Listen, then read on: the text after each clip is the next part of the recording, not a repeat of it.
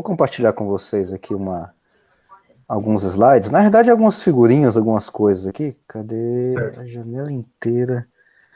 Era isso Eu que vou eu só queria. desligar o áudio e a câmera aqui para otimizar a sua fala, tá? Mas Beleza, fique à vontade, se precisar de qualquer coisa, nós estaremos aqui, tá bom? tranquilo. Beleza. Deixa eu ver se vai ser isso aqui.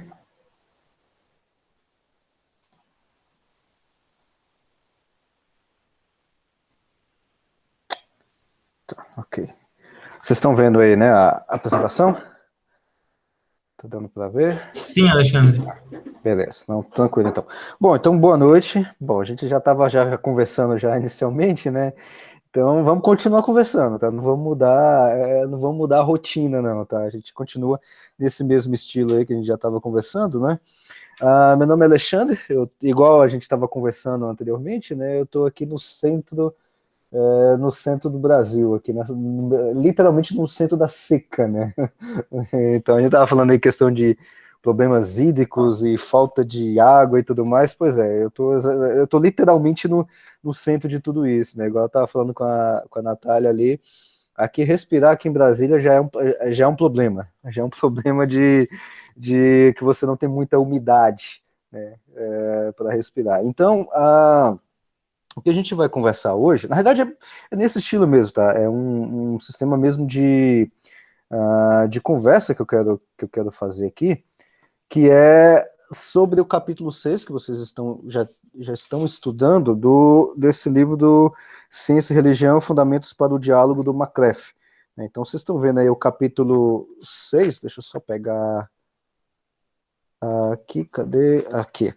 E aí, eu vou falar um pouquinho da subparte, vamos colocar assim, que é essa questão da física, o princípio antrópico tem significado religioso?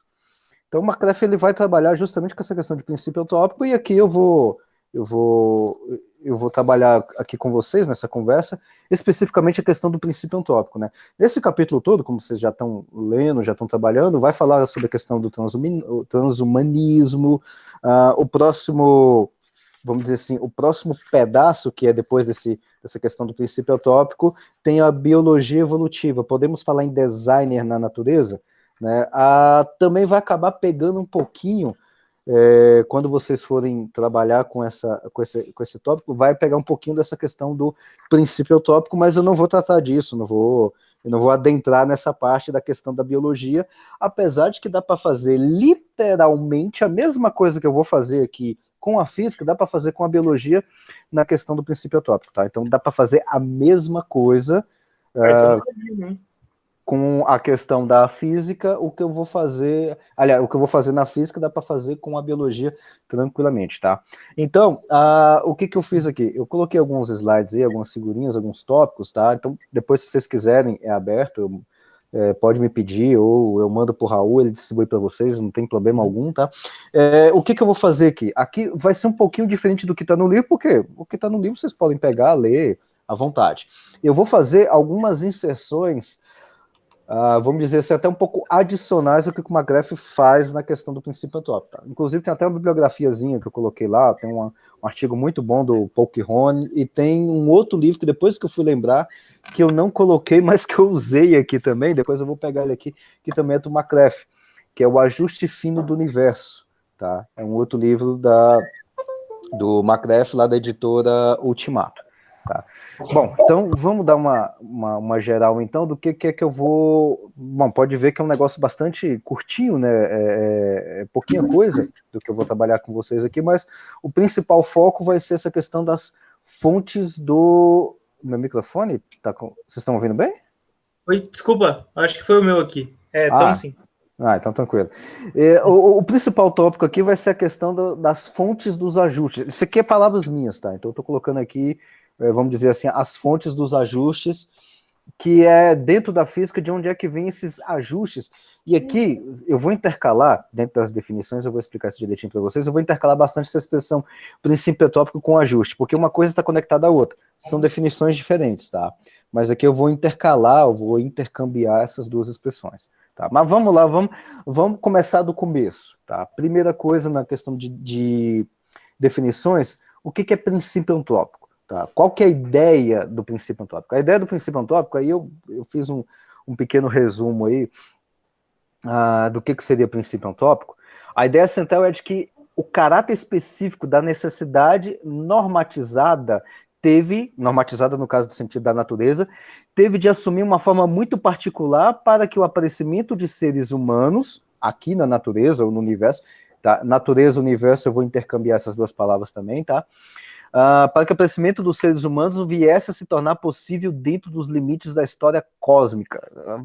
Vamos traduzir melhor esse negócio para o português. A ideia do princípio antropico é o seguinte, é que parece que tem alguma coisa ou algum tipo de conexão, ou uma espécie de, entre aspas, necessidade física dentro da natureza, dentro do universo, para que todas as coisas são ajustadas, e essa questão de ajuste eu vou falar constantemente, principalmente mais para frente, para que dentro dessas questões de ajustes, dentro do universo, e aí até chegando na questão do planeta Terra em si, onde nós estamos, tudo isso tem meio que convergiu para o aparecimento de seres humanos, tá?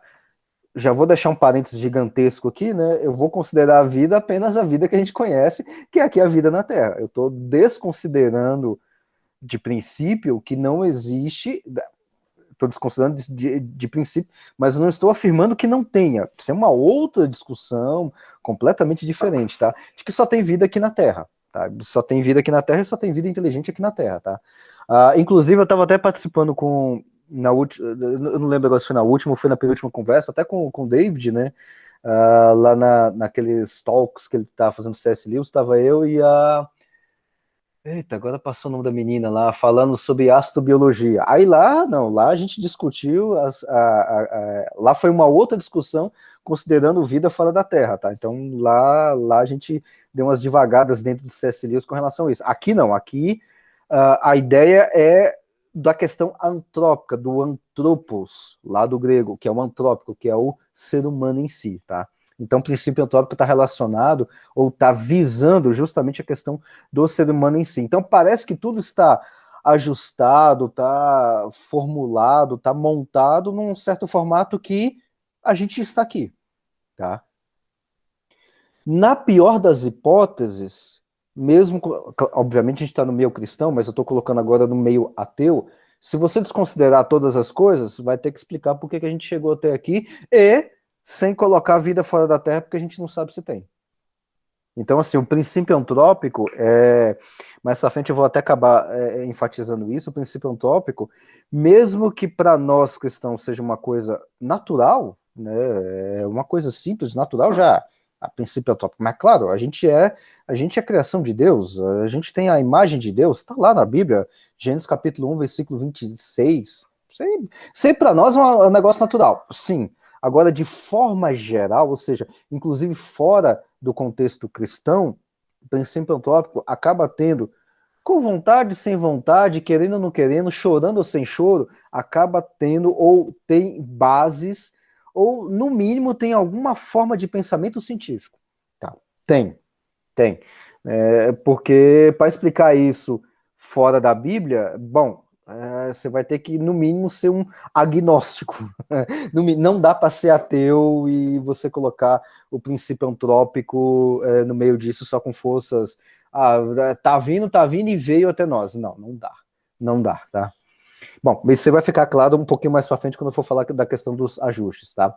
Bom, então o princípio antrópico é isso. Aí eu puxei uma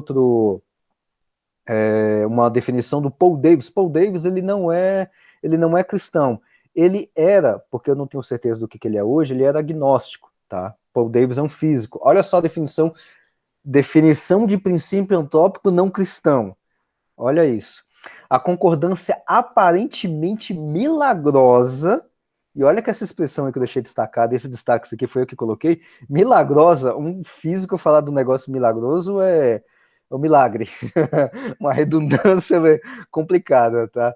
A concordância aparentemente milagrosa de valores numéricos, eu vou explicar isso mais para frente, tá? Que a natureza atribui às suas constantes fundamentais, eu vou explicar isso também, deve permanecer a evidência na física, aliás, na ciência, como vocês sabem perfeitamente, é a coisa mais forte que a gente tem dentro de uma teoria científica. Mais convincente de um elemento de design cósmico, tá? Só um detalhe, eu não sei se vocês já trabalharam, mas certamente vocês devem conhecer a questão do design inteligente. Design inteligente é uma coisa, argumento do design é outra coisa, e design cósmico, como o Paul Davies está colocando aqui, num contexto agnóstico, é outra coisa, tá? Então são coisas completamente diferentes, tá? Aí, na discussão, qualquer coisa, se vocês não tiverem estudado ou não souber o que é isso, se é inteligente e tudo mais, a gente pode conversar, não tem problema. Aí tem uma outra definição, isso aqui de um artigo, eu tenho ele, eu acho que eu não coloquei ele nas referências, mas eu tenho esse artigo, esse livro do Paul Davies e esse livro do Kerr, e esse artigo do Kerr e do Rees, eu tenho eles também, tá? Mas eu acho que eu não coloquei na bibliografia aqui, nem dos slides. Bom, mas é só citação, mas eu tenho aqui, depois se alguém quiser eu mando, não tem problema algum. Veja só, Kerr e Rees são dois físicos, escreveram na Nature em 1979, num artigo científico. Olha o que eles colocaram. Aqui eu fiz uma tradução livre, está bem no abstract do artigo. A possibilidade de a vida como a conhecemos, ou seja, do jeito que a gente conhece aqui, ser humano, evoluir no universo, depende dos valores de algumas constantes físicas. Ou seja, a vida como nós conhecemos, ou seja, a vida humana como ela depende de algumas constantes físicas. Para o universo evoluir e ter vida, depende disso aqui. E ela em alguns aspectos, notavelmente sensível aos seus valores. E eu vou mostrar aqui para vocês um pouquinho mais para frente que se você alterar alguma coisa de constantes físicas, constantes é um valor. Se altera esse valor em uma parte minúscula, já acabou, você não tem vida no universo. No universo, não é na Terra, é no universo. Eu vou explicar isso aqui um pouquinho mais para frente, que inclusive vai casar com o que o McCreff fala, que você já deve ter visto já no livro, tá? E aqui tem uma outra tradução livre do mesmo artigo lá do Kerr e do Rees, lá de 79, que é bastante interessante. As características básicas de galáxias, veja que está no plural, estrelas está no plural, planetas também está no plural, e tudo no mundo, ou seja, mundo aqui no sentido de universo, são essencialmente determinadas, devia ter destacado essa expressão aqui, determinadas por algumas constantes microfísicas. Como assim microfísica? Porque o negócio é tão pequeno, como eu vou mostrar para vocês, que se alterar alguma coisa nessa escala micro, você muda o universo inteiro. E pelos efeitos da gravitação. Muitas inter-relações entre as escalas diferentes que à primeira vista parecem surpreendentes são consequências diretas de argumentos físicos simples. Como eu vou mostrar para vocês, a própria questão da evolução do universo depende disso. Mas vários aspectos do nosso universo, alguns dos quais parecem ser pré-requisitos para a evolução de qualquer forma de vida, e aqui, como ele colocou no mesmo artigo anterior, na vida como nós conhecemos, ou seja, aqui na Terra, depende um tanto delicadamente de aparentes, as aspas aí, né? Tem que ter umas aspas, né? Os caras não vão abrir mão das aspas, né? Coincidências entre as constantes físicas. Então, assim, você vê constantes físicas, vê a evolução do universo que não pode ser, que o universo não pode evoluir de uma forma diferente dessas constantes, ou seja, só pode evoluir exatamente porque essas constantes microfísicas estão determinadas desde o início do universo, e daqui a pouco eu vou explicar que antes do universo começar, isso já tem que ser determinado, é claro que isso já não é científico, mas sim metafísico, mas já está dentro do bojo. Esse negócio tem que ser assim, desse jeito, porque se for diferente já era. Aí os camaradas chamam de coincidência. Bom, tudo bem, chama de coincidência, mas aqui dentro do contexto cristão como nós estamos, a gente sabe o nome dessa coincidência, né? E esse outro livro aqui, The Nature of Space and Time, do Hawking e do Penrose, eu também tenho esse livro, depois se vocês quiserem, eu posso mandar para vocês, tá? Não tem problema. Eu peguei um outro trecho lá, fiz uma tradução, e olha só que interessante. Por que o universo está tão próximo da linha divisória entre colapsar novamente e expandir indefinidamente? Ou seja, vai expandir de forma infinita e não tem vida, vai colapsar e também não vai ter vida. Então tem uma linha aonde o nosso universo está vivendo. para que esteja tão próximo do quanto estamos agora, ou seja, vivendo agora, a taxa de expansão no princípio aqui no princípio do universo, tá? Lá no início do universo, há quase 14 bilhões de anos atrás, teve de ser escolhida. Pô, escolhida por quem, Hawking? Coloca o nome dos caras? Não, o Hawking não ia fazer isso, né? Teve de ser escolhida com uma exatidão fantástica. Exatidão. E agora veja só, palavras do Hawking do Penrose. Hawking é aquele da cadeira de rodas, falecido há pouco tempo, um dos maiores físicos do século XX. Roger Penrose, que é esse cara aqui, ele ganhou o Nobel de Física ano passado, tá? Por causa da questão matemática de buracos negros, tá? Então aqui são dois caras também, dois grandes físicos escrevendo, que são palavras dele, que eu fiz uma tradução mais ou menos, tá? A tradução para o português, que escreveram isso num bom inglês muito bem dito. Se a taxa de expansão do universo, lá no início do universo, um segundo depois do Big Bang, ou seja, um segundo depois do universo ter nascido, tivesse sido menor em uma parte em 10 elevado a 10, sabe o que é 10 elevado a 10? É uma parte em 10 bilhões. Eu sou meio ruim das contas, eu prefiro colocar só números desse jeito, mas se eu não tiver errado as contas, é uma parte em 10 bilhões. Uma parte mesmo. Em 10 bilhões. É isso mesmo, né, Raul? Isso. Ah, então beleza, então tá certo. O universo teria colapsado depois de alguns milhões de anos. O universo tem 14 bilhões de anos. Se a taxa de expansão do Big Bang fosse menor, uma parte em 10 bilhões, já era, não estaríamos aqui. Se ela tivesse sido maior, ou seja, a expansão do universo tivesse sido maior, uma parte em 10 bilhões, o que é uma parte em 10 bilhões? Não é nada. Simplesmente não é nada. O universo teria sido essencialmente vazio depois de alguns bilhões de anos. Palavras do Hawking e do Penrose. Em nenhum dos casos, ele teria durado o suficiente para que a vida se desenvolvesse. E aqui esse livro, se não me engano, é da década de 80. Eu não olhei a edição dele, mas se não me engano é da década de 80. Ainda continua a mesma situação de hoje em dia, só tem vida na Terra, tá? Assim, ou apela-se para o princípio antópico, ou encontra-se alguma explicação física sobre o porquê o universo é como é. Já vou resolver essa frase para vocês. Explicação física sobre por que o universo é como é, não tem. Não tem. Eu estou falando isso como físico. Não tem. E explicação dentro da física você não vai encontrar. Então não tem. Então, apela-se ao princípio antópico, tá? Bom, e aí agora a gente vai para a questão das fontes dos ajustes, né? Porque eu estou falando aqui de princípio antópico, e aí eu estou constantemente falando de constantes, né? O que são essas constantes e tudo mais, finamente ajustadas, né? Tem até essa expressão de ajuste fino do universo, que é aquele livro que eu não coloquei na bibliografia, mas... Ai, cadê ele? Tá aqui em algum lugar, mas eu tenho ele aqui da editora Ultimato. Aqui. É esse livro... Né? O Ajuste Fino do Universo em Busca de Deus na Ciência e na Teologia, também do McCraft, tá? É um livro... Massa. Eu vou colocar lá no grupo. Hã? Vou colocar o link lá no grupo. Ah, beleza. Bom, então tá aí. É um livro excelente, tá? É um livro excelente. Nele você tem esses vários detalhes de questão de teologia natural e dessa questão de ajuste fino. E aí eu quero falar justamente dessa questão do ajuste fino. E aí eu separei aqui a questão do ajuste fino em fontes dos ajustes, né? Ou seja, nós temos esse ajuste fino do universo, e aí eu estou separando aqui para vocês as fontes desses ajustes, né? Como eu estou falando de ajuste do universo, o que eu quero, na realidade, dizer com isso? Onde é que estão esses ajustes? Então, eu separei aqui algumas fontes desses ajustes. Primeiro, a primeira fonte, né? A fonte mais simples de entender, né? Claro que é dentro da minha área, então é bastante simples de explicar isso. Ela vem da cosmologia. O que é cosmologia? Cosmologia é o que vai estudar o universo em toda a sua evolução e o mais perto desde o seu nascimento, ou quanto mais perto a gente consegue chegar no nascimento do universo. Tá? Inclusive tem uma área chamada de cosmologia quântica, não é besterol quântico, tá? Cosmologia quântica é uma área séria, tá? Não tem nada a ver de astrologia quântica ou esse besterol quântico que vocês podem ouvir por aí, não. Cosmologia quântica é uma área séria, tá? Que vai tratar...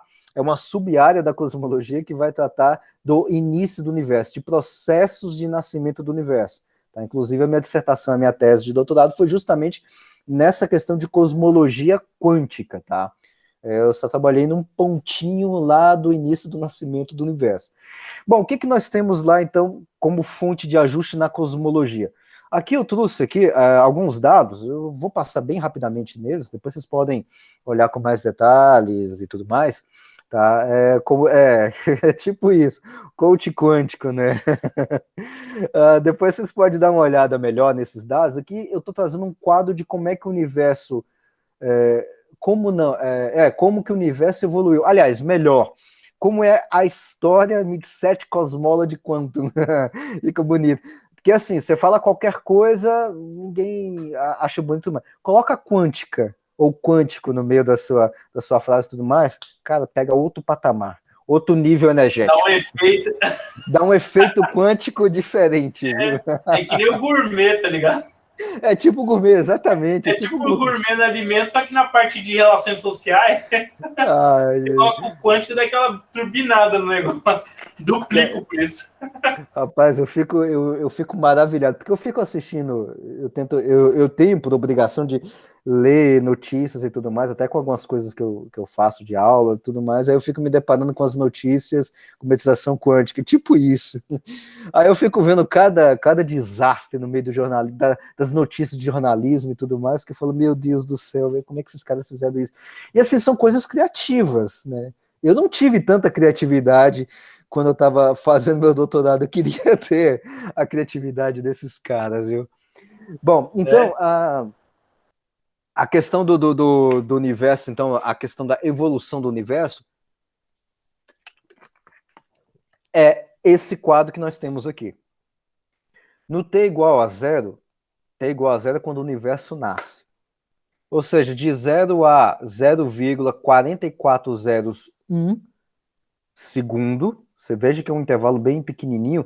Se alguém não for da área de ciências naturais ou ciências exatas, não estiver entendendo nada que eu estou escrevendo aqui, não tem problema, pode me perguntar aí que eu respondo agora ou depois, não tem problema, tá? Porque às vezes eu vou colocar alguns números, mas eu não sei se todo mundo está entendendo os números que eu estou escrevendo. Não tem problema algum, tá? Pode perguntar sem problema.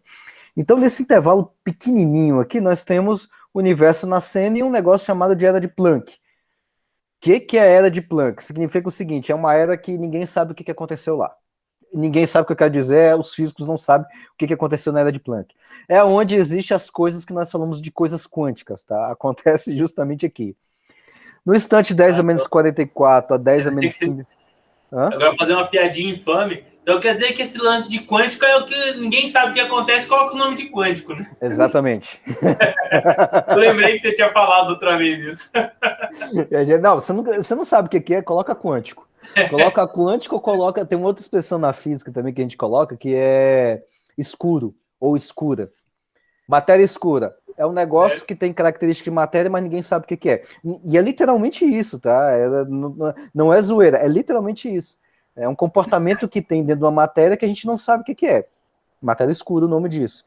Energia escura é um negócio que tem comportamento de energia, mas ninguém sabe o que é. A física não sabe o que é energia escura. É anômalo para a física que a gente tem hoje. É, tipo anômalo, exatamente, é tipo anômalo. Aí quando você sabe alguma coisinha, você sabe alguma coisa daquilo, mas você não sabe muito, você chama de negro. Buraco negro é um negócio que tem efeitos gravitacionais muito intensos, a gente observa, mas a gente não sabe o que tem lá dentro. Buraco negro. Ou coisas que tem buraco, por exemplo, buraco de minhoca. É um negócio que parece uma minhoca, mas a gente não sabe como é que funciona. Isso! Literalmente isso. Então, assim, na física tá cheio dessas coisas, tá? Então, nesse outro intervalo aqui, 10 a menos 44 a 10 a menos 32 segundos, que aqui a gente tem aqui, vamos arredondar as contas aí, uns 10 nanosegundos, 10 nanosegundos, porque não dá nem um segundo, a gente tem um negócio que se chama Big Bang, ou período de inflação, ou, entre aspas, explosão do universo. É quando o universo nasce no sentido, entre aspas, explosivo. Por que eu estou falando entre aspas? Porque não há o que explodir no universo, tá? A gente usa essa expressão de Big Bang ou de grande explosão da mesma forma como a gente usa o termo inflação em economia. Teve uma explosão de preços da gasolina. Não é que teve alguém que colocou uma bomba e explodiu o preço, porque não faz sentido isso. Mas sim que o preço da gasolina sofreu um negócio que nós chamamos na economia de intervalo inflacionário. É a mesma coisa aqui. Tá? Então você tem um período inflacionário do universo, que é uma expansão do espaço do próprio universo. Tá? Então, esse negócio muito rápido, essa expansão muito inflacionária é o que nós chamamos de Big Bang. Então não é uma explosão em si. Tá? 10 a menos 32 segundos, ou seja, depois do Big Bang até 380 mil anos, a gente tem efeitos gravitacionais quânticos e CMB. O que é CMB? Radiação cósmica de fundo. É uma... Vocês devem ser muito jovens ainda, não deve ter visto ou não deve ter passado por essa era, mas na casa da avó de vocês, ou talvez na casa dos pais de vocês, vocês podem ter visto ou ouvido falar daquelas TVs de tubo, grande, analógica, né? E aí você tinha um botãozinho que era para sintonizar a TV. E aí você tinha um chiado, literalmente um chiado, tanto de imagem quanto de som. Uma parte daquele chiado, em carros também, ou em carros ou em casas também, você tem aquele rádio, e você faz uma sintonia da rádio, e aí você tem aquele chiado. Uma parte daquele chiado, porque é tudo radiação, né? Uma parte desse chiado vem da CMB, da radiação cósmica de fundo, que é uma radiação desse período aqui, quando o universo tinha apenas 380 mil anos de idade. Tá? Então, um pedaço dessa radiação vive até hoje. Hoje em dia não tem mais TV e rádio, mas dá para captar ainda. Entre 380 mil anos de idade do universo e 80 milhões de anos de idade do universo, nós temos o universo crescendo e nada. Nesse período aqui, até 80 bilhões de anos, exatamente, ó, você pode, quando você for sintonizar o rádio, né, tem alguns carros que ainda fica passando ainda, aperta o digital e fica buscando e fica fazendo um ruídozinho. Uma parte daquele ruído é da radiação cósmica de fundo, é da radiação de quando o universo começou. Tá aqui, tá dentro do seu carro, melhor dizendo, tá? Então, nesse período, até 80 milhões de anos de idade do universo, não há nada. Não tem pessoas, não tem planetas, não tem estrelas, não tem galáxias, não tem nada, não tem ninguém. Entre 80 e 100 milhões de anos de idade, a gente tem as primeiras estrelas do universo. Primeiras estrelas. Não tem galáxias ainda. As primeiras galáxias vão surgir, isso aqui é números aproximados, tá? Eu arredondei os números. Entre 100 e 250 milhões de anos de idade do universo. Ou seja, depois que o universo nasceu, lá para 250 milhões de anos, nascem as primeiras galáxias, tá? E aqui agora... Bom, mas como... Bom, falei esse monte de informação, mas o que isso tem a ver com o princípio antrópico? Não tem nada a ver. Cadê o princípio antrópico aqui? O detalhe é o seguinte: se você alterar qualquer coisa em qualquer tempo desse aqui, ou se você alterar qualquer massa do universo aqui no início do universo, igual o Hawking e o Penrose mencionaram, justamente aqui na expansão do universo, ou se você alterar qualquer coisa em questão de distância, aqui nesses períodos, aqui até 250 milhões de anos, se você alterar alguma constante, que eu vou falar para vocês um pouquinho sobre constantes lá na frente, altera qualquer coisa aqui até 250 milhões de anos, você não tem universo. Não tem. Ou o universo se colapsa, ou o universo se expande de mais ou de menos, você não tem universo como nós conhecemos hoje. Altera qualquer coisa aqui, já era. Literalmente, tá? Eu tô falando literalmente. Outras fontes de ajuste que nós temos agora vêm da astronomia. E aqui eu vou usar os tempos de hoje para trás, tá? Porque fica mais fácil. Porque aqui eu estou usando do início do universo até 250 milhões de anos de idade do universo. Aqui eu vou voltar para trás. Como assim voltar para trás? Nos nossos dias atuais, há 10 bilhões de anos para trás, temos o nascimento da galáxia, não é galáxias, tá? Tem uma digitação, é galáxia Via Láctea, né? Porque só tem uma Via Láctea. Você tem outras galáxias, tá? Mas a Via Láctea tem aproximadamente 10 bilhões de anos de idade, tá? Veja que quando a Via Láctea nasceu, o universo tinha mais ou menos, vamos arredondar os números aí, tá? 4 bilhões de anos. Agora eu tô na escala de bilhões, não é milhões, mas é bilhões de anos. O sistema solar... Era uma novinha. Já era bem mais novinha, porque tem galáxias muito mais velhas, tá? E tem esse detalhe, tá? Porque nós temos as primeiras galáxias em 250 milhões de anos. Opa. Eu tô falando que tem galáxias quando o universo tinha 250 milhões de anos, porque a gente observa galáxias lá no início do universo, lá nesse período aqui. Ou seja, tem galáxias muito mais velhas do que a Via Láctea. Sistema solar. Sistema solar é esse negócio que nós moramos aqui, tá? O Sol, com os planetas, né? Mercúrio, Vênus, a própria Terra, Marte, Marte, Júpiter, Saturno, Urano, Netuno. E para quem gosta de Plutão como planeta ou não, tem essa discussão até hoje, Plutão está no meio, que é esse negócio que nós chamamos de sistema solar. Solar por causa da nossa estrela, a estrela que a gente observa durante o dia, que é o Sol. O sistema solar tem... de Plutão, tiraram. Tiraram o Plutão, tiraram em 2006, né? E aí, e tem até uma discussão se volta ou não Plutão. Os caras ainda estão discutindo isso. É uma maravilha. Nibiru aí. Tá faltando Nibiru. Não dá ideia que os caras colocam. Nibiru, essa ideia aí de que o apocalipse final vai vir pelo Nibiru e a gente tá esperando e esse Nibiru nunca chegou. Ou tá muito longe ou esse negócio não existe, viu? Então, diz que em 3.000 e pouco ele vai passar aqui perto. Vai. Para Nibiru chegar aqui em 3.000 e pouco, a gente já era para estar observando Nibiru já há muito tempo, e não vai chegar. Não adianta. Então, o nosso sistema solar, ele tem aí, mais ou menos, vamos arredondar aí, aproximadamente 5 bilhões de anos. 5 bilhões de anos, ou seja, incluindo o Sol. Agora, a Terra, o nosso planeta que nós moramos aqui, tem, aqui eu coloquei o número exato, né, mas vamos arredondar aí, 4,6 bilhões de anos, o planeta Terra, tá? Claro que os outros planetas também têm a mesma idade, tá? O Sol é um pouquinho mais velho do que a Terra, mais ou menos em meio bilhão de anos, ou 500 milhões de anos. A vida, eu arredondei para 4 bilhões de anos, porque a vida tem uma certa discussão aí que a vida pode ter surgido entre 3,8 e 4,2 bilhões de anos para trás, tá? Então, eu arredondei para 4 bilhões. A vida aqui na Terra, tá? O Homo sapiens, ou seja, a nossa espécie biológica, né, tem aí, arredondando os números, mais ou menos entre 250 e 300 mil anos de idade. Tá? Então, nós temos mais ou menos essa ideia.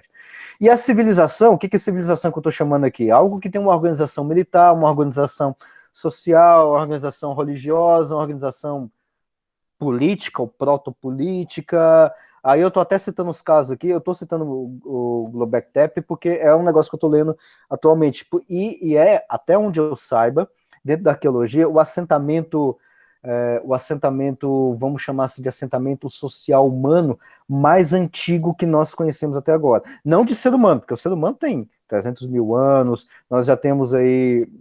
E aí eu não vou nem adentrar muito nisso, vocês vão ver isso depois, lá na parte de biologia, mas a questão de formação de ser humano nômade, sedentário, essa discussão toda, então eu estou arredondando aí para 12 mil anos em Göbekli Tepe, por quê? Em Göbekli Tepe é o que tem até agora, encontrado dentro da arqueologia, o santuário ou o templo mais antigo que nós temos, que é datado de 12 mil anos, aliás, aqui tá errado, tá? É 12 mil anos para trás, ou seja, 10 mil anos antes de Cristo, tá? Muito tempo antes das pirâmides do Egito, os sumérios, os babilônios e tudo mais, tá? Muito tempo antes. Então eu estou arredondando por aí. Tá, mas o que isso tem a ver, de novo, com o princípio antrópico? Se você alterar qualquer coisa aqui, nesses ajustes da astronomia, já era, nós não temos vida como nós temos aqui. Por exemplo, Via Láctea, altera alguma coisa da força gravitacional, você não tem a formação da Via Láctea. Altera alguma coisa... Desculpa, pode terminar, eu falo depois. Altera alguma coisa, por exemplo, do sistema solar, da nuvem, que a gente chama de nuvem protoplanetária, que é uma nuvem muito grande de gás e poeira, altera alguma coisa ali das constantes, você não tem a formação do sistema solar, você não tem a formação do Sol. Se você altera alguma coisa na formação da Terra, e alguma coisa que eu estou dizendo no início da formação da Terra, a gente teve um choque da Terra com outro astro, mais ou menos do tamanho de Marte, que é menor do que a Terra, e nesse choque, que é o mais provável que nós temos até hoje, né? Inclusive a gente consegue até rastrear esse outro corpo do provável local de onde ele veio, tá? Que esse corpo nós chamamos de Theia, é o nome que a gente deu.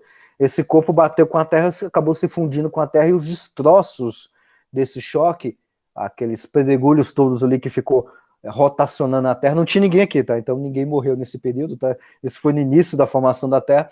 Esses restos de rochas e coisas derretidas ao redor da Terra depois desse choque formou a Lua.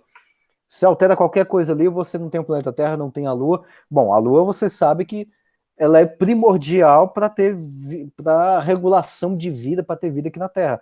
A questão das marés, crescimento, agricultura, marcação de tempo e tudo mais, depende intrinsecamente das coisas da questão da Lua. Altera qualquer coisa aqui, você não tem vida aqui na Terra. Se você altera alguma coisa, como vocês vão ver o restante aqui da questão da vida na Terra, alguma coisa, seja lá como a vida surgiu aqui na Terra, tá?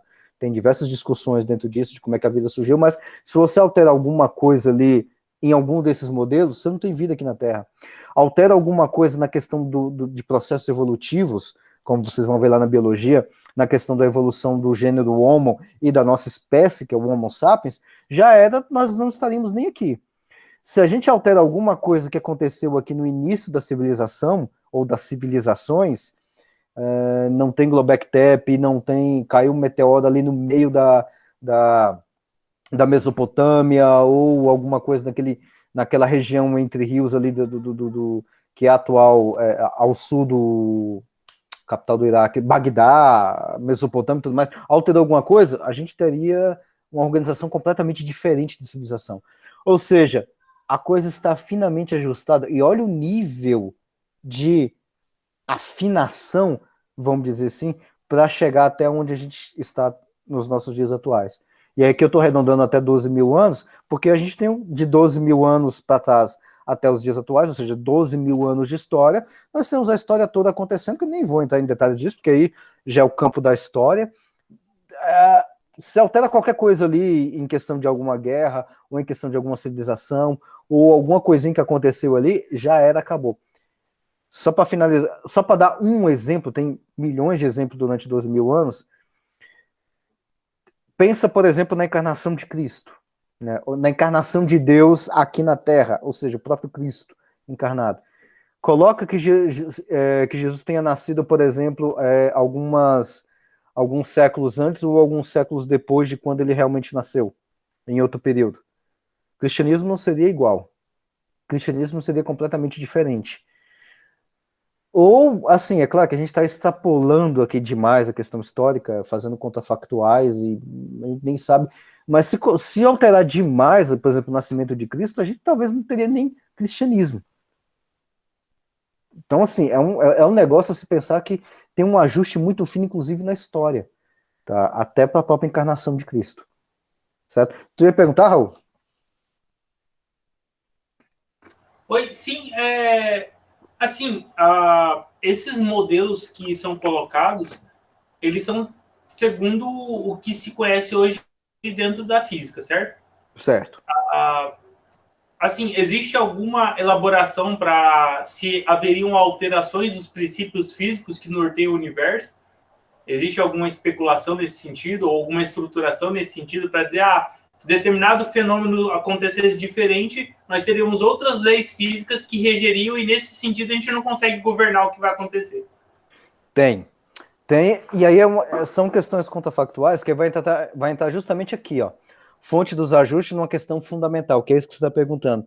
Se a gente alterar, e aí eu coloquei uma lista, na verdade tem 3 listas aqui, dá para a gente colocar essas 3 listas aqui, eu vou te dar a resposta mostrando aqui dentro dessa mistura dessas coisas aqui, como é que seria isso. Se eu altero, por exemplo... Desculpa, só para colocar, tipo, porque minha pergunta é provocativa mesmo, é que, tipo, não, eu tenho tá uma noção certo. da resposta, mas eu não sei ela de fato. mas é exatamente aqui, tá certinho, é aí mesmo. Porque o que nós temos até agora? Se a gente alterasse, e aí vai entrar aqui um monte de especulação contrafactual, tá? Então eu vou dar uma viajada na maionese, como diz o outro, nessas histórias contrafactuais. Por quê? Porque nós temos uma história definida e arranjada, que é essa que nós temos aqui.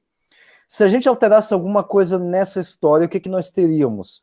Por exemplo, Se a gente alterar a razão da força eletromagnética e gravitacional, aquela força de Coulomb, né, que a gente estuda lá na escola, né, a força de Coulomb e a força gravitacional, aquela de Newton, né.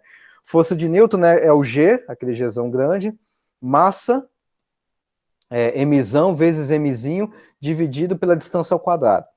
E você pega isso e compara, por exemplo, com a força coulombiana, né, a força eletromagnética, lá de Coulomb, né, força igual ao K, que é uma outra constante, o Qzão, que é uma carga grande, Qzinho, uma carga menor, dividido pela distância ao quadrado. Você tira a razão disso, né, é claro que aí são naturezas diferentes, tal, mas vamos forçar um pouquinho a barra aí. Você vai ter uma razão entre essas duas forças, uma razão, assim, que são definidas por essas constantes, o G, lá da gravitação de Newton, e o K, lá da força eletromagnética, né, mais a questão das cargas, distâncias e tudo mais, você vai ter uma razão, assim, muito exata. E muito exata em quanto? Muito exata no sentido, se você alterar a razão, ou seja, alterar essa constante G ou a constante K em uma parte, eu cheguei até a fazer essa conta uma vez, se não me engano é uma parte em 10 mil, eu vou arredondar para uma parte em 10 mil, porque eu não lembro da conta exata, mas se você coloca que a força eletromagnética é mais forte, uma parte em 10 mil ou uma parte em 10 mil mais fraca, você não tem o que nós temos hoje em dia. Por exemplo, o McCreff até cita isso, acho que até coloquei aqui para frente. Ah, tá aqui. A constante eletromagnética, né, comparada com a constante gravitacional. Se a constante eletromagnética é maior em uma parte em 10 mil, a gente não teria estrelas. Simplesmente a gente não teria estrelas. Bom, Sol, a gente sabe que é essencial. A gente não teria estrelas, né? E a gente não tem força, a gente não tem fusão nuclear. Ou seja, simplesmente não temos estrelas. Não temos elementos químicos que a gente utiliza no nosso corpo, ou seja, nós temos elementos químicos mais pesados do que o ferro, e elementos químicos mais pesados que o ferro que nós utilizamos, eles não são feitos, vamos dizer assim, de forma em estrelas do tipo Sol, são em explosões, que a gente chama, em morte de estrelas, né, que são explosões de supernovas. Precisa da fusão nuclear.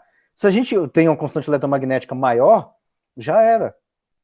Se a gente tem uma constante eletromagnética menor, as estrelas não formariam planetas. Elas queimariam muito mais rápido e antes da formação de planetas. Ou seja, a gente não estaria aqui.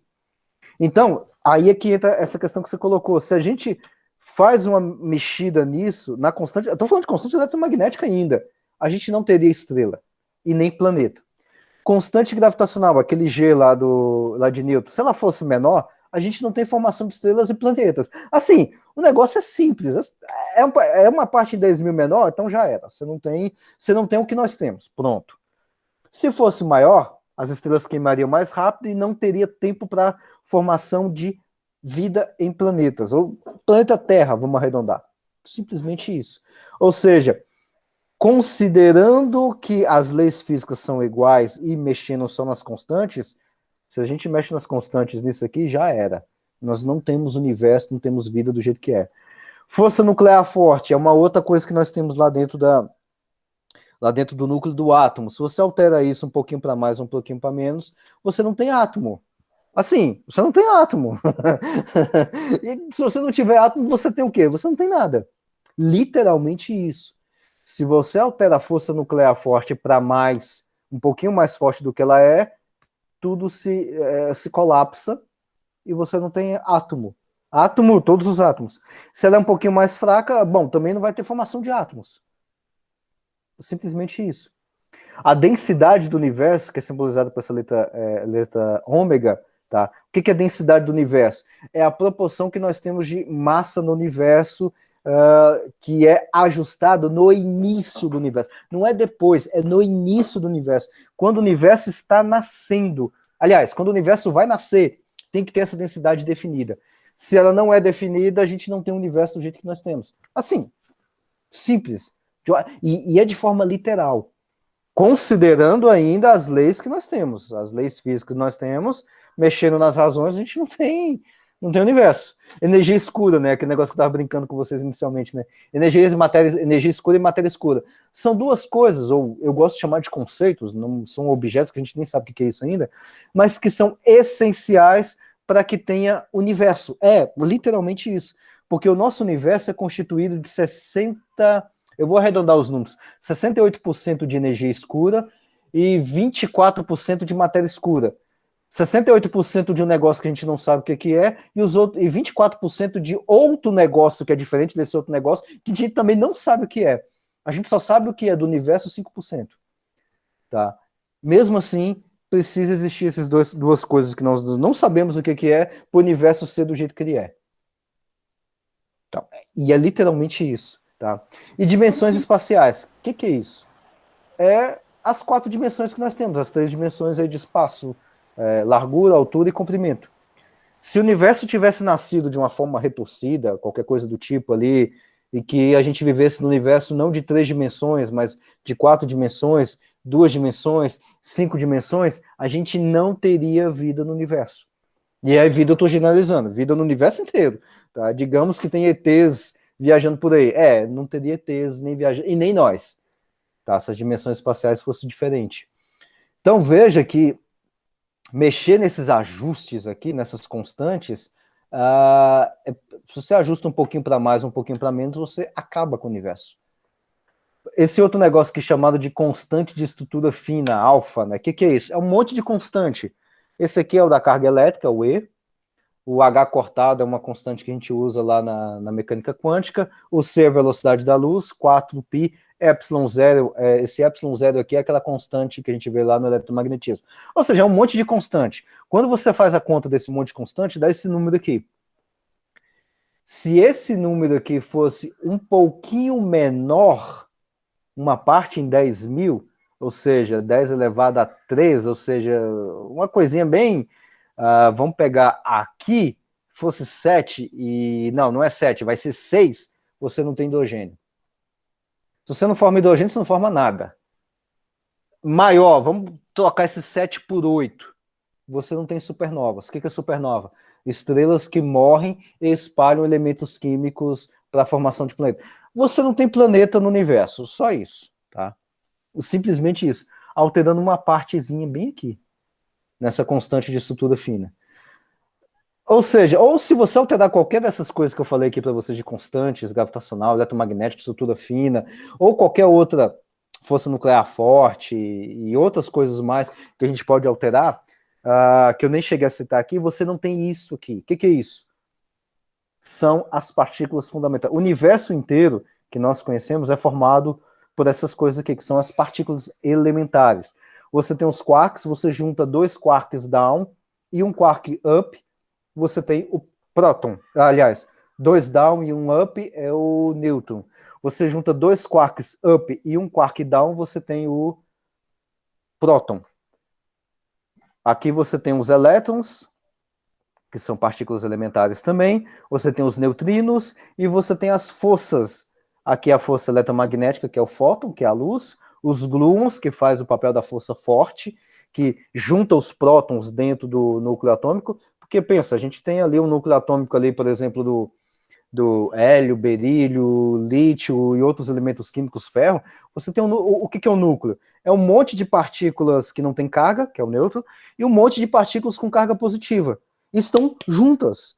Pô, mas a gente aprendeu na escola que partículas positivas ou partículas de mesmo sinal se repelem. Quem é que está juntando essa coisa lá dentro? Esse negócio aqui que nós chamamos de gluon, que faz o papel da força forte.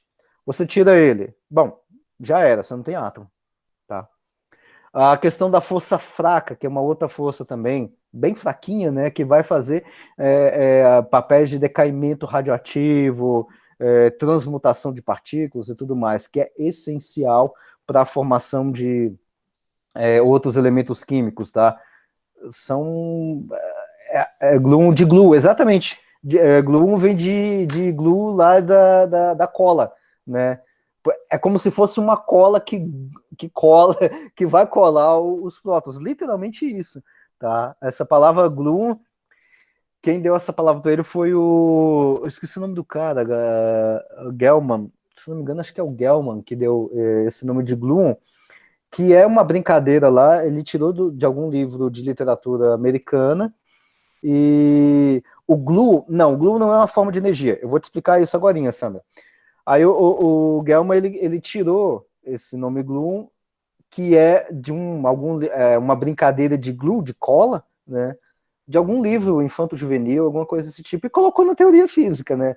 Você vê a criatividade dos físicos. Lê um livro de literatura para criança, tira algumas palavras e coloca na física. É literalmente desse jeito. Mas aí, tá, mas o que é o que é gluon, né? Ou o que é fóton? Bóson de Higgs, que a gente descobriu agora recentemente, esse W+, W-, Z0 e tudo mais, que a Samila perguntou. Não é uma forma de energia, mas é uma partícula, tá? Literalmente uma partícula. Você tem, essa aqui são as partículas elementares. O que é isso? Todas as coisas do universo são feitas disso aqui. Então, são partículas, igual o elétron, né? O elétron é uma partícula elementar, porque não tem nada dentro dele. Tá cheio o núcleo, exatamente. Tem que estar cheio ali, justamente para manter. Agora pega, por exemplo, um átomo de urânio. Pô, 92 prótons lá dentro, né? 92 prótons agarrados um com o outro, né? Claro, tem instabilidade, vai ter decaimento radioativo devido à força fraca, né? Porque vai ter uma transmutação e tudo mais, que ali é uma outra discussão, mas inicialmente, antes dele quebrar, vamos dizer assim, o átomo de urânio, todo mundo tá coladinho ali pelos gluons, que são essas partículas, análogo à partícula do elétron, tá? A partícula que fica trocando. O próton, que não é uma partícula elementar, o próton é formado por 3 quarks. Quarks, sim, é uma partícula elementar. Então você pega os quarks, 3 quarkzinhos, colados com gluon, vamos colocar desse jeito, tá? Eles estão coladinhos com gluon, forma o próton. Aí um próton, para ficar junto com outro próton, tem que ficar coladinho, vamos dizer assim, né, com a cola, que é o gluon, que são partículas, que são essas partículas que vai sendo trocadas. Tá? Então, gluon, bóson de Higgs, o Z0, o W+, o W-, são essas partículas que são responsáveis, aqui nessa coluna, pela interação de partículas. Tá? O que é interação de partículas? São as forças. Então, aqui nós temos a força eletromagnética, a força forte, e essas duas forças aqui, as forças, é a força fraca, que é composta, vamos dizer assim, por 3 partículas. Tá? E aqui o bóson de Higgs, como a gente já ouviu muito na noticiário, no jornal, é aquela partícula que é responsável por dar massa às partículas, a todas as partículas, ou seja, por interação de uma partícula com o bóson de Higgs, nós temos a massa do elétron, que é aquele númerozinho pequenininho, que eu nunca lembro qual que é o valor exato, mas aquela massa bem pequenininha ali, de média, você pode medir isso em quilos, né, mas vai dar um negócio minúsculo. Né? É como se você colocasse o elétron ali numa balança, né? Mas quem é que está dando massa para o elétron? É o elétron fazendo interação com o bóson de Higgs, que é o bóson, que eu estou falando aqui, sempre a questão de bóson, é uma partícula de força. Então, todas essas partículas aqui são partículas de força. Por exemplo, o fóton, que talvez seja uma coisa mais... que é análogo ao gluon. Tá? O que é o fóton? O fóton é luz, é o que a gente aprende, é luz. Luz de casa, luz da vela, luz da lanterna. Então, uma luz que tem um comportamento ondulatório tem um comportamento corpuscular. A partícula da luz é o fóton. Só que o fóton também, essa partícula de luz também é partícula de bóson, né? Ou partícula de interação eletromagnética. Tá? Então é ele que faz a interação no campo eletromagnético, campo elétrico, campo magnético, né? Por exemplo, um ímã segurar um ferro, por exemplo, é por trocas ali, falando quanticamente, trocas de fótons ali que tem no meio do campo magnético com o ímã e o ferro. Tá? Então o gluon é essa partícula, mas é uma partícula que está dentro do núcleo, né? Que está dentro do núcleo atômico, que fica colando os prótons lá dentro. Bom, então, finalizando aqui, dando uma geral em cima de tudo isso, o que nós temos até agora? Tá? Resumindo a história, nós temos um princípio antrópico, porque, veja, a gente tem um monte de ajuste do início do universo até hoje para que nós tenhamos vida antrópica, ou seja, vida aqui na Terra, do jeito que é, da forma que é, e é finamente ajustável. Veja que esse monte de coisa que eu falei para vocês, se você alterar qualquer coisa, você não tem universo. Literalmente isso. Você não tem universo, você não tem planeta, você não tem estrela, você não tem vida aqui na Terra, você não tem nada. Se você alterar qualquer coisa disso, e assim, tô jogando uma parte em 10 mil, altera uma parte em 10 mil, você não tem nada. Literalmente isso. Tá? Então, o princípio entrópico é isso. Mas eu nem cheguei a mencionar aqui para vocês, mas depois vocês podem dar uma olhada no artigo que eu deixei, ou nesse livro, O Ajuste Fino do Universo. Se bem que no Ajuste Fino do Universo, o McClellan não cita isso de forma clara, mas no artigo do Paul Kirhone, isso está mais explícito. Princípio entrópico, ele tem várias vertentes, tá? Princípio entrópico forte, fraco, suave, por ali vai. Inclusive tem um outro livro que eu deixei na bibliografia, que vocês podem ler. Eu tenho esse livro também, se vocês quiserem, eu posso te mandar depois. Só tem em inglês, tá? Não tem em português. E aí é um calhamaço de umas 700 páginas, onde ele vai trabalhar com o princípio entrópico. Detalhe, esse livro que eu vou mostrar para vocês não é um livro cristão, não é um livro de teologia. É escrito por físicos na década de 70, falando de princípio antrópico, tá? Bom, então tem várias vertentes, lá nessas 700 páginas os caras vão desmanchar isso muito mais detalhado, tá? Ajuste fino, que é esse ajuste todinho que eu tô falando para vocês constantemente das constantes físicas, de ajustes na astronomia, na cosmologia e por ali vai, é uma propriedade observável. Eu tô colocando aqui que ajuste fino é uma propriedade que a gente observa. A gente não pode, de forma científica, né, vamos tirar Deus no meio da jogada, a gente pode até não dizer ou não saber a fonte disso, mas é algo que é observável. É algo que a gente observa, tá? O que você faz com essa informação? Aí vai depender da sua cosmovisão.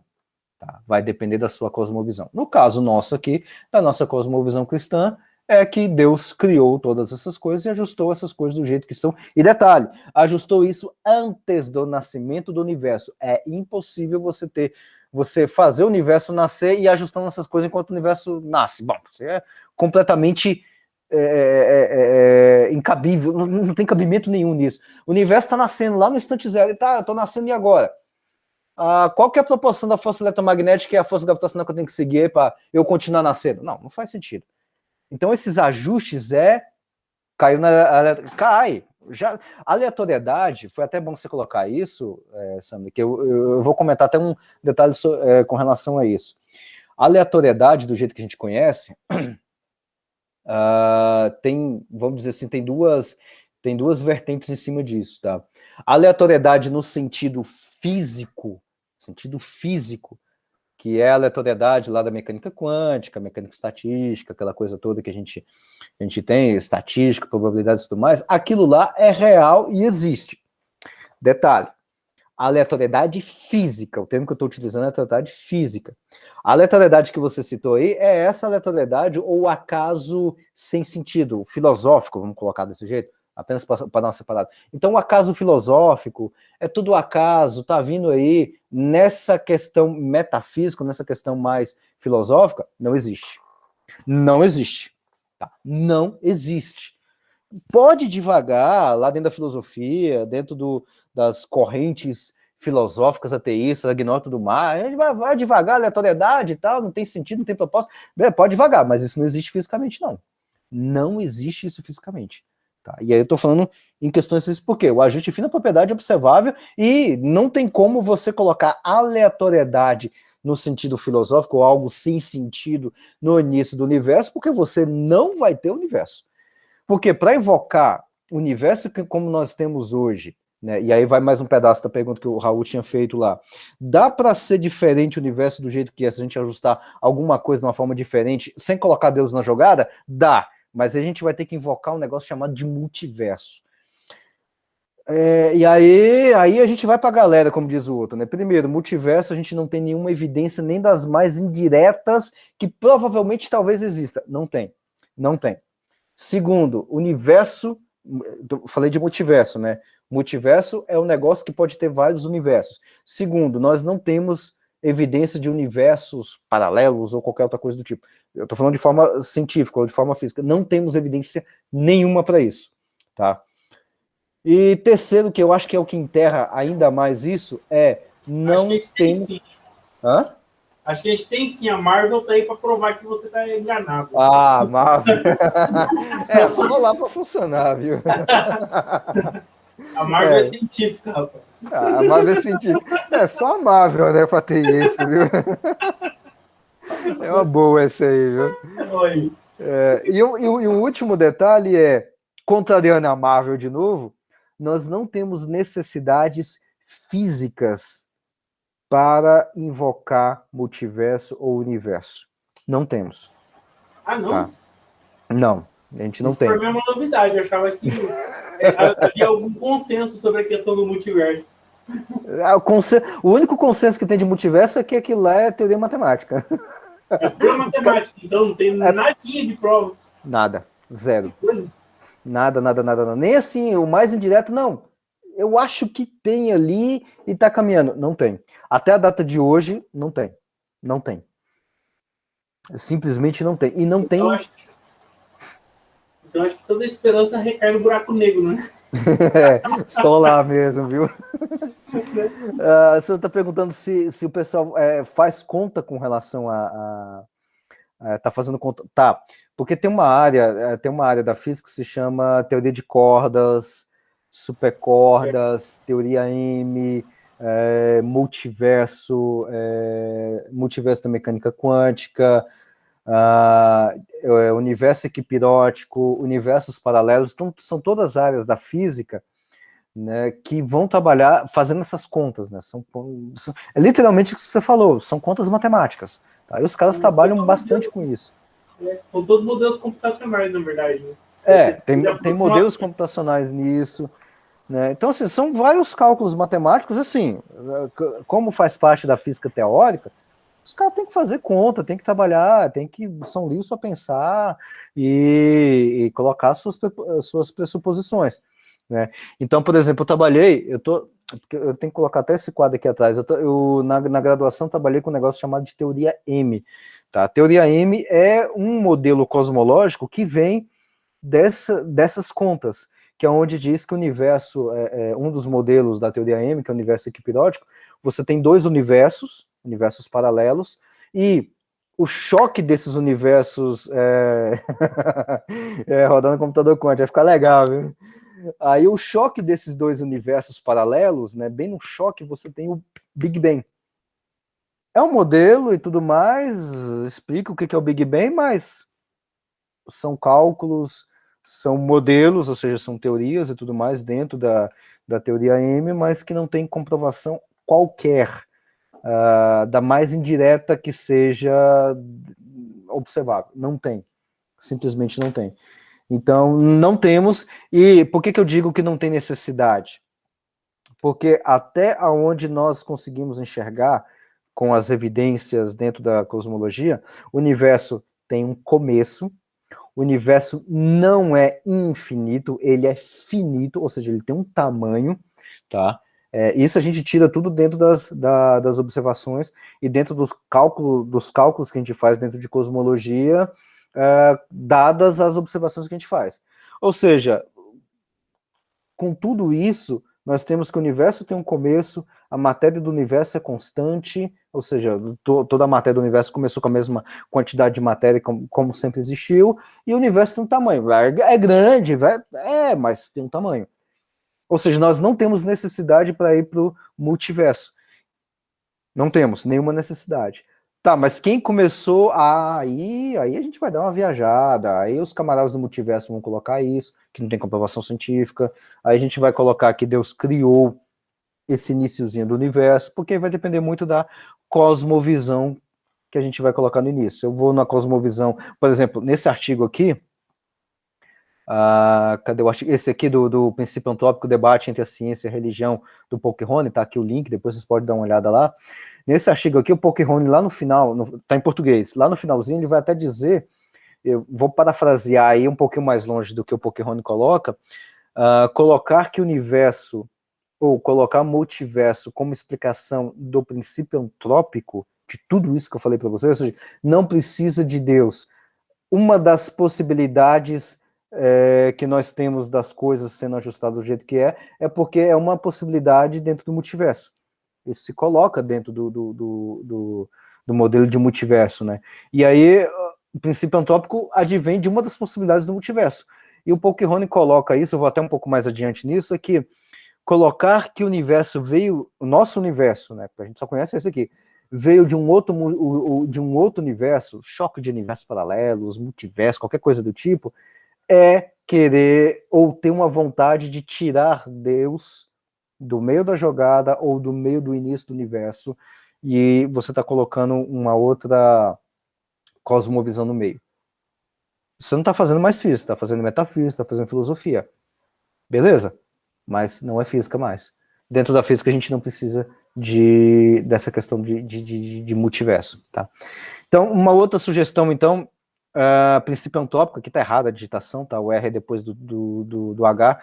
O princípio antópico cosmológico, John Barrow e Frank Tipler. Esses dois caras são físicos, tá?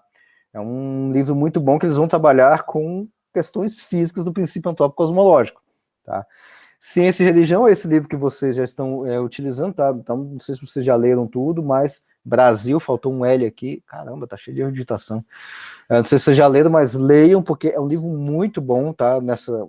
Nessas questões mais básicas. E tem um outro livro que eu não falei para vocês, mas que o Raul vai mandar aí, que é O Ajuste Fino do Universo, em Busca de Deus na Ciência e na Teologia, também do McCraft, tá? Um livro muito bom.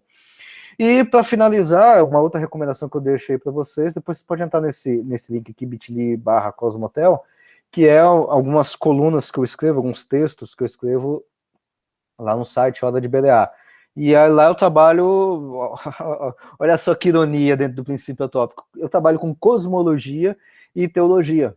Eu trabalho com o diálogo entre essas duas áreas, tá? Claro que ali são artigos muito simples, tá? É justamente para pessoas de igreja que não têm conhecimento científico, não no nosso caso, mas que não tem conhecimento científico algum, sabe alguma coisinha de teologia, aquelas que a gente aprende na igreja aos domingos, e aí eu estou escrevendo ali algumas coisinhas de física, cosmologia e de teologia também, tá? Então tem muitas, como diz o Hawking e o Penrose, né, ou o Kerr e o Riss, né, tem muitas coincidências dentro desses textos que eu acabo escrevendo, tá?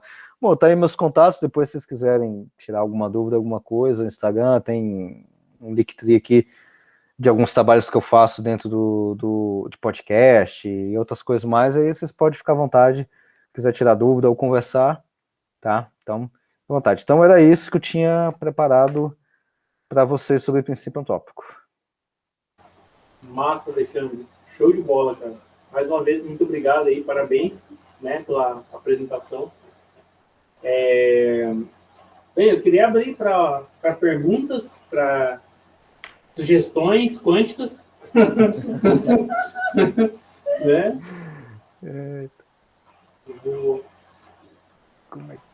Se alguém quiser falar, se pronunciar, aí fique à vontade. Quer te dar alguma dúvida? Eu já acho que eu me pronunciei demais, vou dar a bola para a Samila. A Samila. Eu sei que ela gosta de perguntar, ela faz umas perguntas complexas.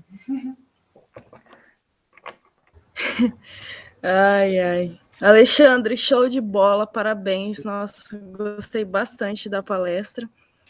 E eu estava pensando aqui, quando você comentou dessa questão da idade do universo, na verdade a minha pergunta ela é um pouquinho mais puxando para a ciência e todas essas questões, em relação à entropia. O porquê o universo ele não pode ser infinito, né? Você comentou ali, eu comecei a pensar, porque a gente tem essa questão de ser infinito, né? O ser humano, às vezes, ele busca tentar viver para sempre. A gente sabe qual que é a receita para viver para sempre, mas, assim, voltando um pouco para a matéria mesmo, que a gente também não consegue fazer isso na biologia e nem na física por conta dessa... Agora eu não lembro se é uma variável ou uma força, mas é a questão da entropia. E eu queria que você comentasse um pouco isso, porque eu gosto bastante de estudar astronomia e, né, essa parte aí da física. E o universo, ele basicamente ele está se expandindo, né? Mas como você comentou aí, tem um fim. Então eu queria que você relacionasse um pouquinho, comentasse sobre a questão da entropia. A questão da entropia é o seguinte, bom, tem várias vertentes aí. Por exemplo, nessa questão que você perguntou, por que o universo não pode ser infinito, já começa pela entropia. né, a gente não teria a entropia do jeito que ela é, ou seja, a segunda lei da termodinâmica funcionando direitinho, no universo infinito. Se o universo fosse infinito, ou... porque aí tem dois detalhes, o universo ser infinito de tamanho e infinito ou eterno no tempo. Se a gente tivesse isso, a gente não teria entropia. Já começaria aí. A segunda lei da termodinâmica iria falhar em todos os lados, inclusive na formação de coisas dentro do universo, formação de estrelas, planetas, e da própria formação da vida aqui na Terra, e da própria formação da vida aqui na Terra mesmo, em si. A formação aqui dentro mesmo. Simplesmente falharia completamente. Tá? Por quê? Porque a entropia, ela sempre tende... A entropia, ela é, a segunda lei da termodinâmica, ela sempre vai aumentar ou se manter constante. Ela nunca diminui. E aí vem os parâmetros. Ela nunca, para ela funcionar, ela tem que funcionar desse jeito em um sistema hermeticamente fechado. Ou seja, o sistema é completamente fechado, você não tem troca de material, de energia desse sistema fechado com o lado de fora, tá? Então, para a entropia funcionar, ou seja, para a segunda lei da termodinâmica, já estou generalizando a entropia já para a segunda lei da termodinâmica, para que a entropia no universo se mantenha constante ou sempre aumente e nunca diminui, o universo ele tem que ter um tamanho finito. Já começa por aí, um tamanho finito, tá? Esse é o primeiro detalhe. O segundo detalhe é, se a entropia sempre vai aumentar, ela ainda não chegou no seu parâmetro constante. Se a entropia do universo, se o universo fosse eterno ou infinito, a entropia já seria constante. Já atingiria o padrão de constante. Bom, a entropia constante já é difícil de você fazer alguma manipulação interna dentro do seu sistema, a ponto de você ter uma entropia menor para a formação de estruturas, por exemplo, formação da vida, formação da Terra e tudo mais. Já é complicado, porque algo eterno tem um tamanho, bom, aí já acabou os parâmetros, ou que a gente chama de condições de contorno completamente, da segunda lei da termodinâmica. Então já começa por aí. Então o universo ele tem que ser, para a entropia funcionar, ele tem que ser finito e tem que ter um começo, tá? E aí tem um último detalhe com relação a isso, é que a entropia no início do universo, ela é menor do que a entropia é hoje em dia. E agora um detalhe, porque tem muita... se espalha isso bastante e é uma confusão gigantesca. Tem muita gente que fala, dentro de outras visões cristãs sobre a questão de criação do universo, da Terra e tudo mais, que eles vão comentar o seguinte: a segunda lei da termodinâmica, a entropia, falha quando vai explicar a vida aqui na Terra. Por quê? Para a vida surgir aqui na Terra e tudo mais, você tem que ter uma diminuição de entropia. Sim. Diminuição de entropia. Então a entropia aqui falhou. Não, a gente não está no sistema aqui da Terra, um sistema fechado. Pelo menos todo dia a gente tem luz do Sol. Ou seja, a gente tem acréscimo de energia aqui dentro do planeta Terra. Trocando em miúdos, a entropia aqui dentro, vamos colocar do sistema solar, ou Terra e Sol, ela tem modificações. Tem momentos que agora ela está aumentando, no início ela estava mais baixa, e não tem problema algum. Agora, aí é que vem o grande detalhe, a entropia do universo todo está aumentando. Então, dentro de um universo hermeticamente fechado, vamos colocar assim, o universo todo fechado. Agora, como é que é essa questão de fechamento e tudo mais, isso é uma outra discussão.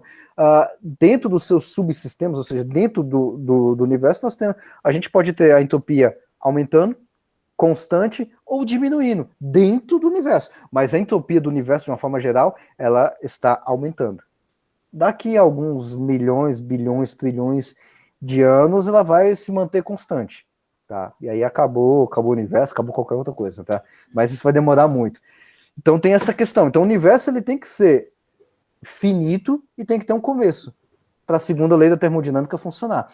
Mesmo que dentro, internamente, tem regiões que a entropia diminua, como é o caso da Terra. Teve uma entropia que diminuiu, aumentou e tudo mais, você tem essa troca, porque é claro que a gente está num sistema aberto.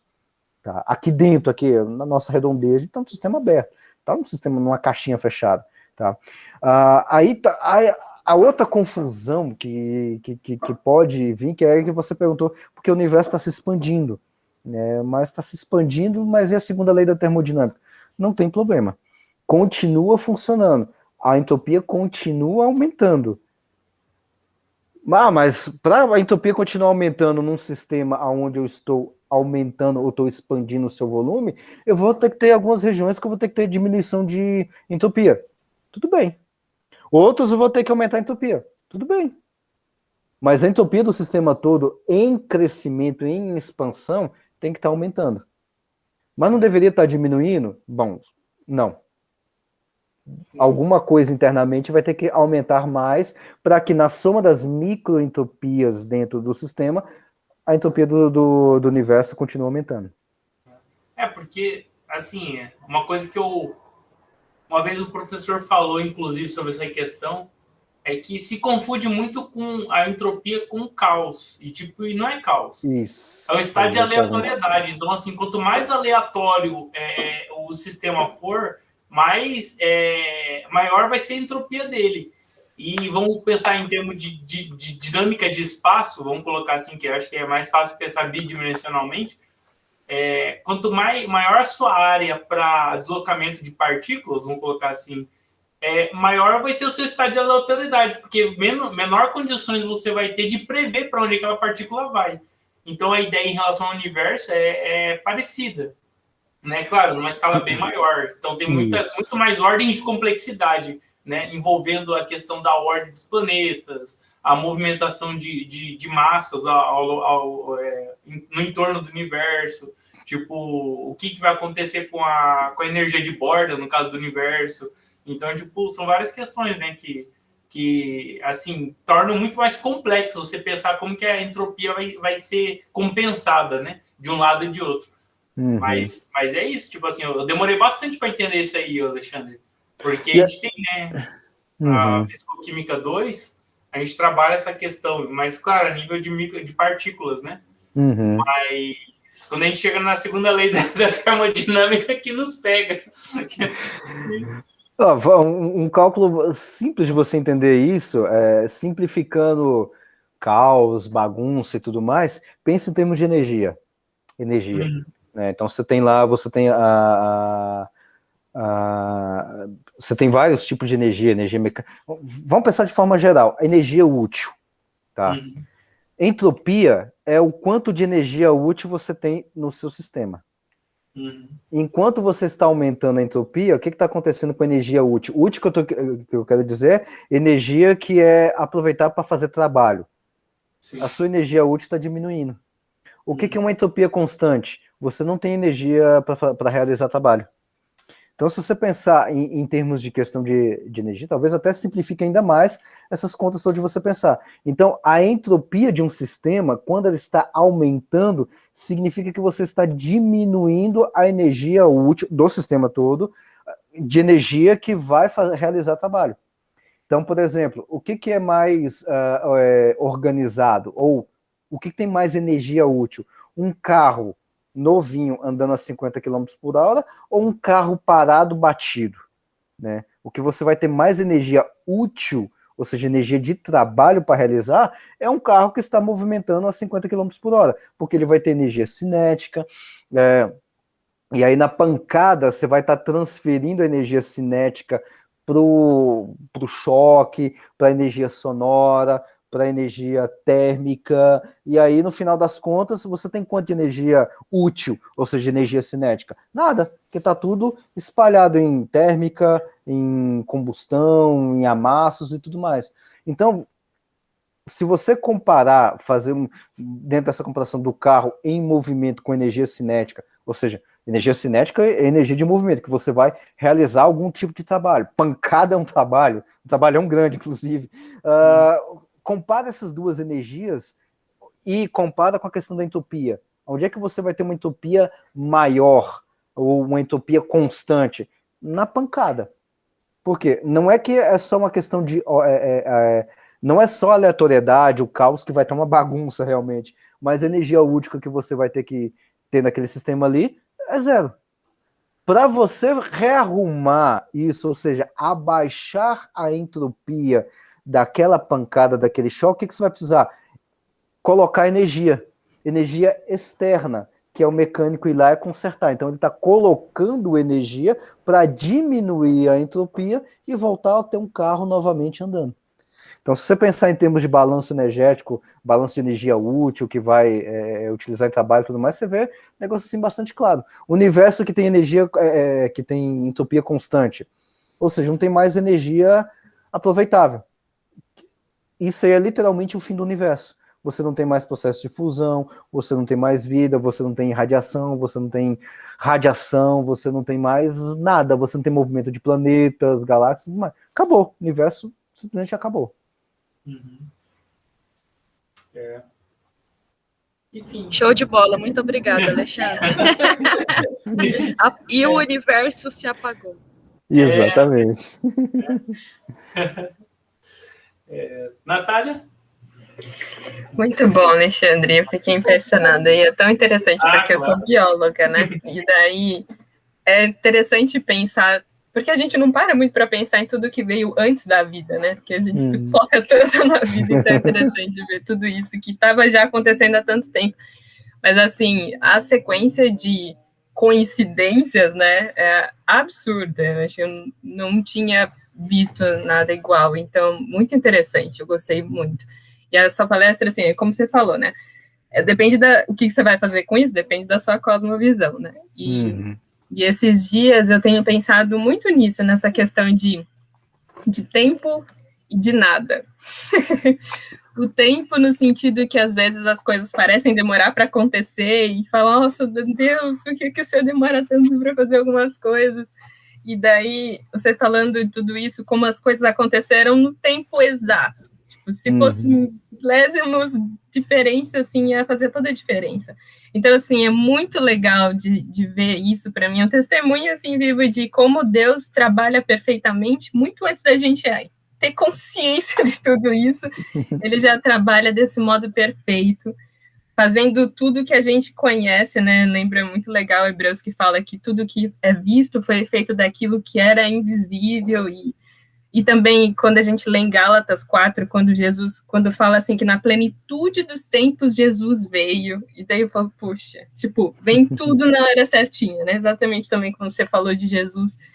Então, por que na nossa vida vai ser diferente, sabe? Por que a gente anda tão ansioso? Por que a gente fica tão preocupado com as coisas e querendo acelerar, quando, na verdade, a gente pode estragar tudo, né? Então, o negócio é esperar mesmo o tempo certo de Deus para as coisas acontecerem. E uma outra coisa que eu também tenho pensado eu tô falando tudo isso porque eu acabei de terminar meu doutorado. E é muito legal, eu tô super feliz por isso, mas eu já tô naquele momento, assim, tipo... Eu estou aplicando para pós-docs e, meu Deus, quando vai acontecer? Tipo, está naquele tempo, e daí às vezes você olha, não tem nada, e também isso era outra coisa. Quando a gente pensa no nada, às vezes quando a gente pensa no nada, a gente desespera, fala, nossa, não tem esperança, não há nada em mãos, não há nada palpável.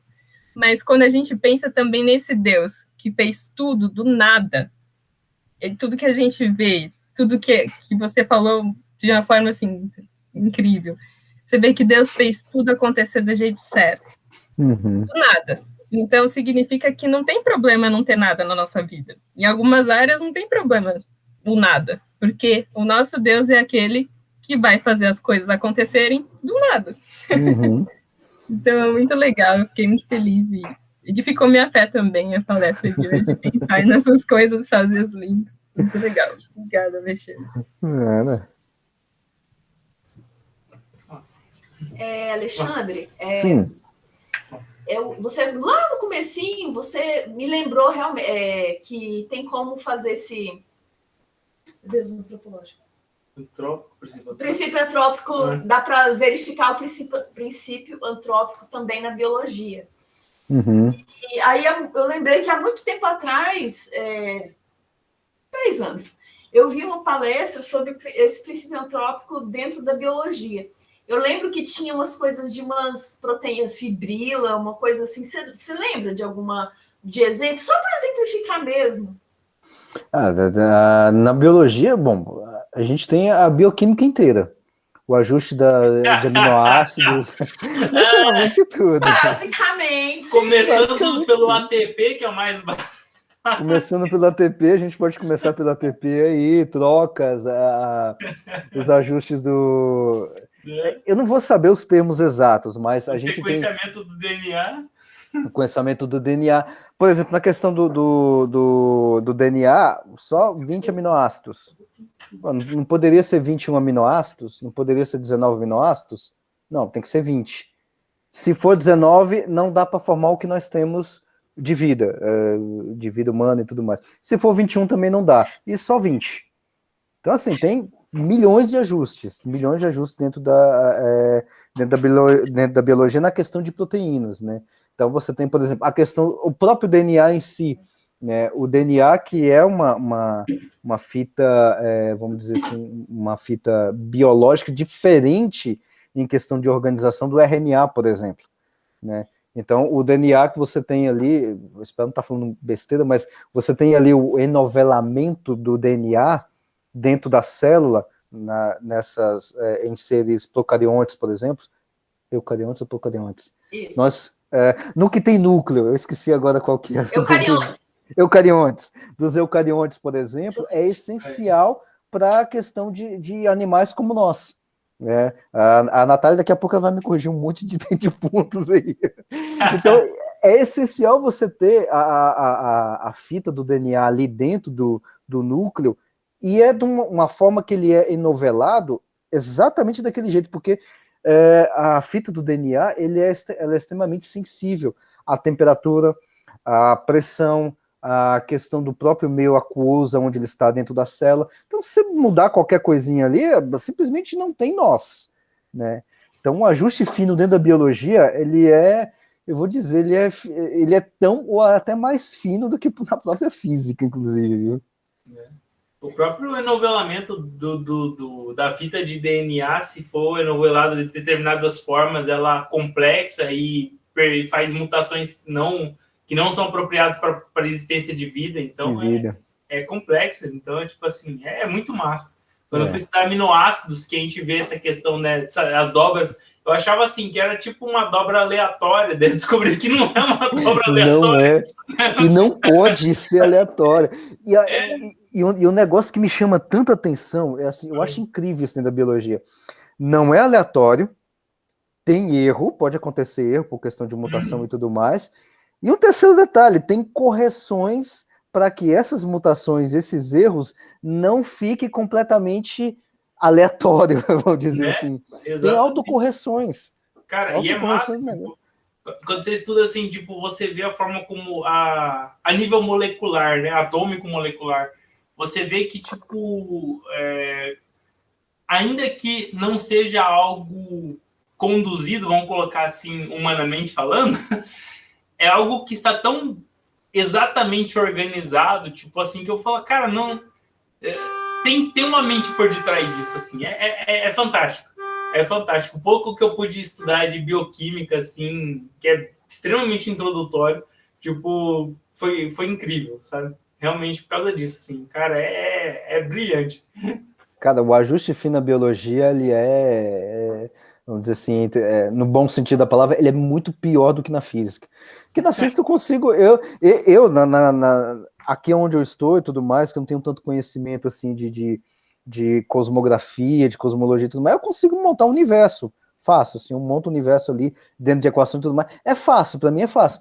Tá, monta um ser humano, aliás, monta uma célula desse jeitinho, os lipídios ali, mas tem que ser os lipídios desse jeito. A questão do pH ali, da célula, monta isso. Cara, tanto ajuste que você tem que fazer, é tanta constante que você tem que... Na física é fácil você montar o universo. Você ajusta ali, vamos arredondar aí, 20 constantes e partículas e tudo mais. Você ajustou 20 ali, colocou os parâmetros, opa, bota para rodar no computador quântico, a gente tem um universo, tudinho, bonitinho.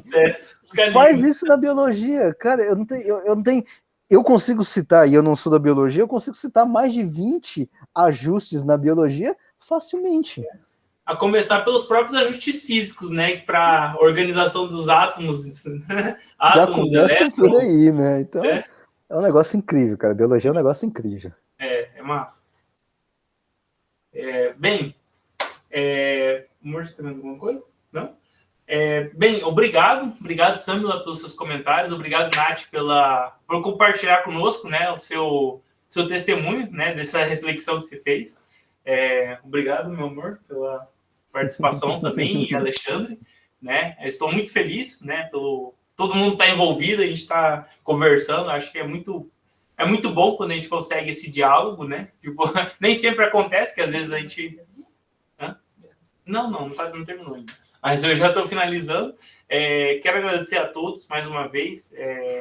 Agradeço a Deus por tudo que Ele tem nos proporcionado, né? Por ter essa equipe aqui, que não sei se você sabe, Alexandre, mas a Samila e a Nath agora estão fazendo parte da nossa equipe de liderança. Elas são duas que estão participando, né? A gente está organizando algumas atividades, organizando algumas coisas para a gente aprimorar as atividades do grupo, né? Então, ainda não as anunciei oficialmente, porque a gente está organizando algumas questões, mas pretendo anunciá-las e também falar com o Thiago, né, sobre essa questão dessa mudança da equipe de liderança, porque a gente já está pensando nas questões do ano que vem. Então, assim... Mas é isso. Mais uma vez, Deus abençoe vocês. Tenham uma semana excelente, né, debaixo da graça do Senhor, que nós possamos... estar exercitando nossa fé, nosso intelecto e nossa disposição em servir a Deus, né? Amém. É isso. E aí, bom, eu também agradeço aí pelo convite, foi um prazer conversar com vocês aí. E aproveitando essa questão que vocês estão organizando aí, tá? Pode contar comigo sempre que vocês precisarem, quiserem ir, tiver alguma ideia, algum problema, alguma sugestão, alguma coisa. Só para falar, que eu esqueci que o Alexandre, ele faz parte da equipe de coordenação dos grupos regionais Centro-Oeste. Então, assim, ele é o nosso apoio, ele é o nosso apoio técnico para questões de grupo, para questão de organização, né? Então, ele nos dá apoio, né? Inclusive, quando a gente precisa tirar dúvida, ele nos ajuda bastante, né? Então, é isso. Isso aí. Então, vocês podem procurar aí, sempre que você tiver... 4 de setembro, então ele vai estar conosco. 4 de setembro, temos a reunião dos líderes do regional. Aqui, a regional. Que aqui a gente toma conta, aliás, não eu, né? Tem uma equipe também, né? Eu faço parte junto com outros lá. Então a gente cuida aqui do Centro-Oeste inteiro e do Sudeste. Tá? E aí no dia 4 de setembro a gente vai ter uma reunião às 15 horas com o Thiago, com todo mundo daqui, e líder, co-líder, quem está entrando, quem quer aprender, quem quer saber mexer com alguma coisa de grupo também, está convidado a participar, levar as ideias, discutir, conversar, tá? Então, fique à vontade. Massa. Show de bola. Obrigado, Alexandre, mais uma vez. Deus abençoe, boa noite a todos. E é isso aí. Beleza. Até amanhã. Até amanhã, tchau. Tchau.